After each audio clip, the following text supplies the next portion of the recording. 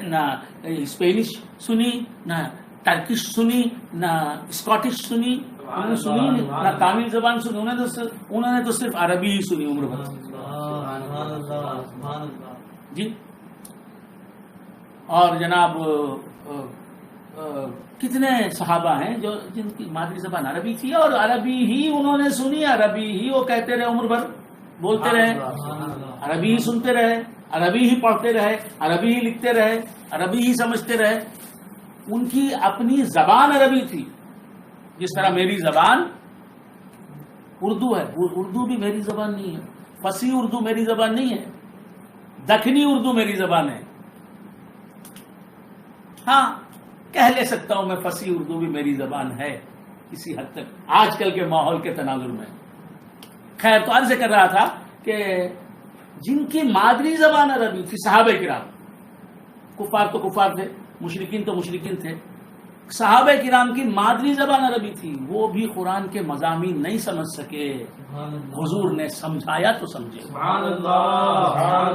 تو یہ کہنا کہ عربی سب سمجھ لے سکتے ہیں، ایک اعلیٰ درجے کا پروفیسر عربی کا وہ بھی جو ہے نا عربی کی تفسیر کر سکتا ہے، قرآن کی تفسیر کر سکتا ہے، یہ بہت بڑی غلطی ہے. اللہ تعالیٰ ایسے کہنے والوں کو نیک توفیق عطا فرمائے. تو خیر، عرض کر رہا تھا کہ قرآن کا سمجھنا آسان ہے،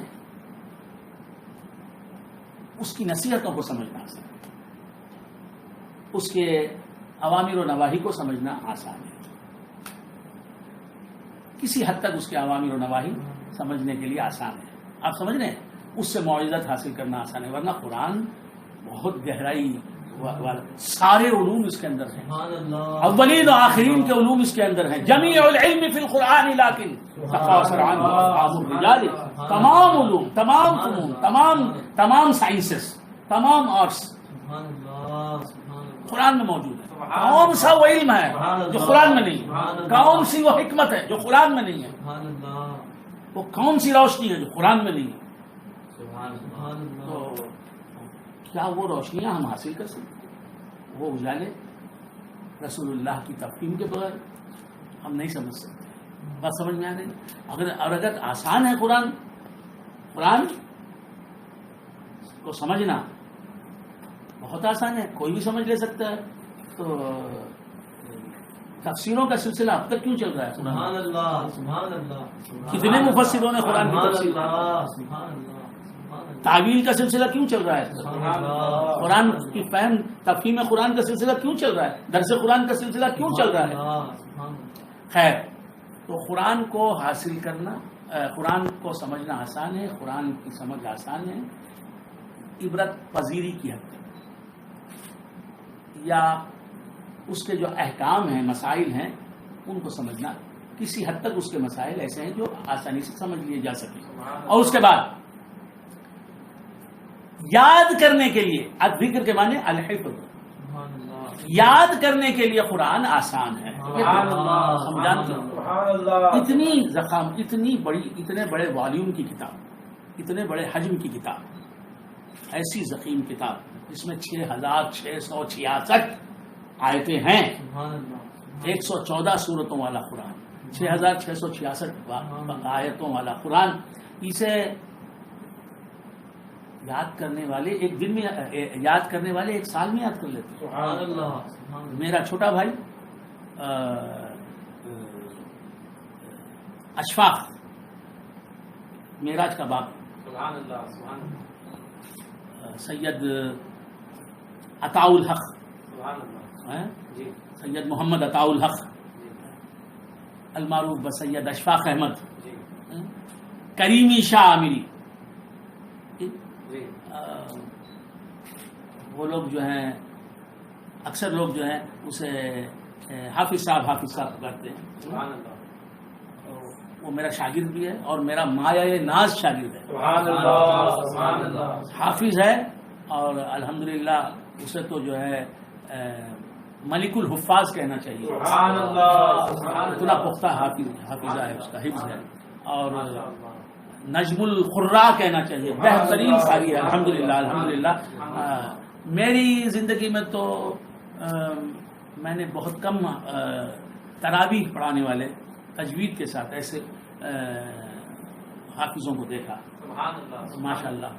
اور یہ تو بہت اچھا حافظ ہے اور ماشاء اللہ بہترین عالم ہے, بہترین عالم ہے, جمالیہ کا فارغ ہے الحمدللہ, اور کئی علماء اس کے شاگرد ہیں. اور رہا عمل کا معاملہ, عمل میں تو مجھ سے بہت زیادہ آگے نکلا ہوا ہے, مجھ سے بہت زیادہ نیک ہے. اللہ تعالیٰ مجھے بھی نیک بنائے. تو عرض کر رہا تھا کہ شریعت کا علم بھی رکھتا ہے اور حدیث دانی میں وہ مجھ سے بہت زیادہ آگے نکلا ہوا ہے. علم حدیث میں, فن اسماء الرجال میں, باہر کیف حفظ کرنا آسان ہے قرآن کا. اب اشفاق جو ہیں وہ میرے خیال سے 1.5 سال میں انہوں نے قرآن حفظ کر لیا. 1.5 برس, 1 سال میں, معلوم نہیں. اچھا 1 سال میں, مجھے صحیح معلوم نہیں تھا. کہہ رہے ہیں کہ 1 سال میں حفظ کر لیا. تو قرآن حفظ کرنے کے لیے آسان ہو جاتا ہے, ہر ایک کے لیے نہیں. کوئی 5 برس میں یاد کرتا ہے. اعلیٰ حضرت فاضل بریلوی علیہ الرحمت و رضوان, اعلیٰ حضرت فاضل بریلوی علیہ الرحمت و رضوان